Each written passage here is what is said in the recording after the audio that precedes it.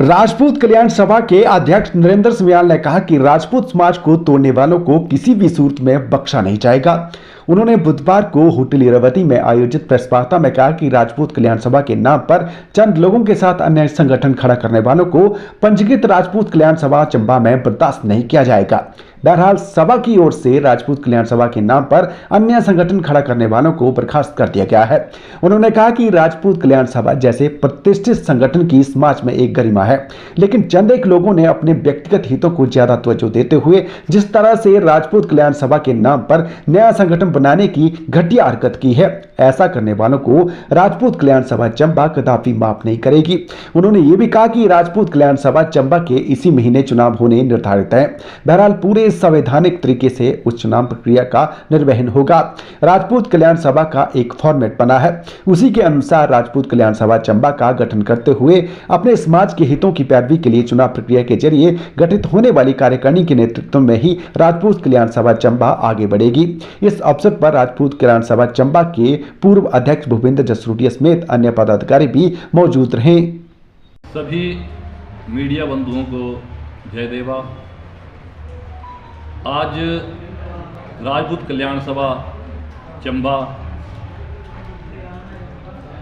आपके समक्ष press conference के लिए इसलिए रूबरू हुई है कि आपके ही माध्यम से हमें ये पता चला है कि राजपूत कल्याण सभा के नाम से ही एक कोई और संस्था जो है काम कर रही है या गठित हुई है। तो जो लोग हमारे साथ राजपूत कल्याण सभा चंबा के साथ जुड़े हैं, उनमें से बहुत से लोगों ने हमें कॉल किया कि इसके बारे में स्थिति स्पष्ट की जाए। तो मैं उन अपने सभी भाइयों को कहना चाहूँगा कि जो भी लोग राजपूत कल्याण सभा चंबा के साथ जुड़े हैं वो किसी भी भ्रम की स्थिति में ना रहें। राजपूत कल्याण सभा चंबा जिस तरह से पहले कार्य कर रही है वैसे ही आगे भी कार्य जारी रहेंगे। अखबारों में हमने पढ़ा है कि राजपूत कल्याण सभा चंबा जो है दो फाड़ हुई है, तो इसके लिए हम स्पष्ट रूप से कहना चाहेंगे कि कहीं पे भी ऐसा नहीं है कि राजपूत कल्याण सभा दो फाड़ हुई है या हमारा कोई अलग से धड़ा बना है। हो सकता है किसी दूसरे लोगों ने कोई अलग से संगठन खड़ा किया हो, या हो सकता है कि कोई चुपके से या गुपचुप हमारे जो संज्ञान में नहीं है वो लोग उनके साथ गए हों। तो जो लोग किसी दूसरी संस्था के साथ जाएंगे, राजपूत कल्याण सभा के जो सदस्य होंगे, तो उन्हें तुरंत प्रभाव से जो है हम निष्कासित करेंगे या उन्हें निष्कासित समझा जाए। आज के बाद वो हमारे राजपूत कल्याण सभा चंबा के सदस्य नहीं रहे, चाहे वो कोई भी हो जो संगठन में रह के भीतरघात करेगा या गद्दारी करेगा, तो वो हमारे साथ नहीं रहेगा। अब किसने संगठन खड़ा किया, क्या किया, इसके बारे में हमें ज़्यादा जानकारी नहीं है, लेकिन हम अपने जितने भी लोग हैं जो राजपूत कल्याण सभा चंबा के साथ जुड़े हैं उन्हें स्पष्ट रूप से कहते हैं कि आप निश्चिंत रहिए।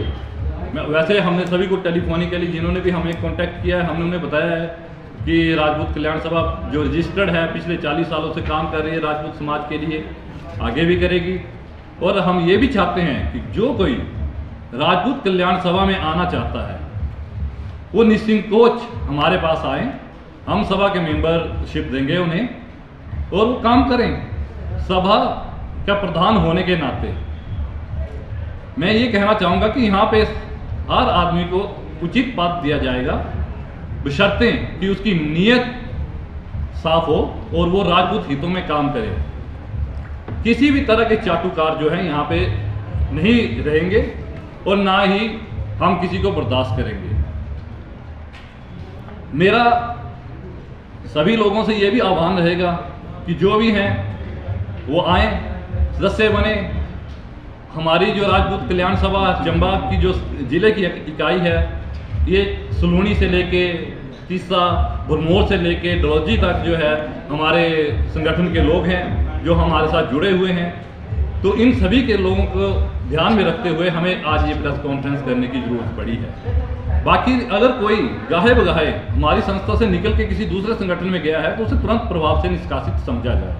राजपूत कल्याण सभा जैसे पहले से काम कर रही है आगे भी वैसा ही काम करेगी। इसके लिए हमने 14 सितंबर 2024 को हमने आम सभा का आयोजन किया है।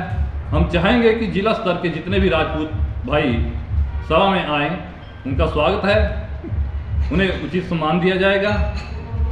और जो भी हमारे पूर्व में जो भी हमारे प्रधान रहे हैं या दूसरे लोग हैं, ये बहुत ही सम्मानीय व्यक्ति हैं जिन्होंने अपनी ज़िंदगी में काफ़ी संघर्ष से इस सभा को खड़ा किया है। तो हम कदापि नहीं चाहेंगे कि कोई भी व्यक्ति जो राजपूत कल्याण सभा के लिए घातक हो वो सभा में रहे।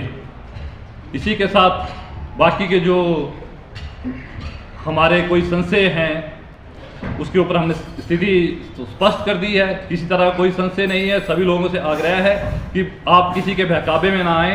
राजपूत कल्याण सभा जिसका रजिस्ट्रेशन जो है हिमाचल प्रदेश सरकार द्वारा की गई है, वो पिछले 40 सालों से काम कर रही है और उसी के लिए आगे भी काम करेंगे राजपूत कल्याण समाज के कल्याण के लिए।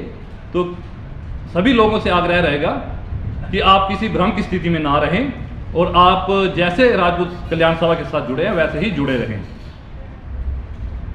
एक प्रतिष्ठित संस्था है आपकी, बहुत बड़ी, क्योंकि मुझे लगता है कि राजपूत कल्याण सभा एक अच्छा नाम रहा है। लेकिन खिचड़ी क्या पकी आपके हिसाब से? ऐसा क्यों होगा कि इस तरह का स्थिति? बेटा जी, ऐसा है कि हमारे हिसाब से तो ऐसा कुछ नहीं है जी कि खिचड़ी क्यों पकी, क्योंकि संगठन में हमारे पास किसी ने विरोध नहीं किया है, किसी बात के लेके कोई विरोधाभास नहीं था। लेकिन अगर किसी के मन में रहा होगा तो हो सकता है उन्होंने कुछ अपने स्तर पे कुछ किया हो, और उसके लिए हम बड़ी बात हम मैं ये देख रहा था कि एक उसमें एक सैनिक है, पूर्व सैनिक है, प्रतिष्ठित आदमी है, उनका भी बड़ा नाम है, वो भी कल्याण सभा के प्रधान रहे हैं पहले। तो मुझे लगता है कि इस तरह के लोग मतलब कहीं ना कहीं कुछ ना कुछ चीज़ें ऐसी चल रही हैं, मुझे लगता है कि चर्चा में है। तो मुझे लगता है कि आप बेहतर बता पाएंगे, तो आपको इस तरह का कोई सूचना? सर देखिए, ऐसा है कि जब हमारी मीटिंग होती है राजपूत कल्याण सभा की, तो उसमें किसी भी तरह का कोई भी जो है एजेंडा आज तक हमारे सामने नहीं रखा गया है, किसी भी तरह का किसी ने विरोधाभास नहीं किया है। तो इसके बावजूद भी अगर कोई दूसरा व्यक्ति कुछ नई संस्था खड़ी करता है या तो उसके लिए हम जिम्मेवार नहीं है, उसके लिए हम जवाब देने के लिए भी बाध्य नहीं है।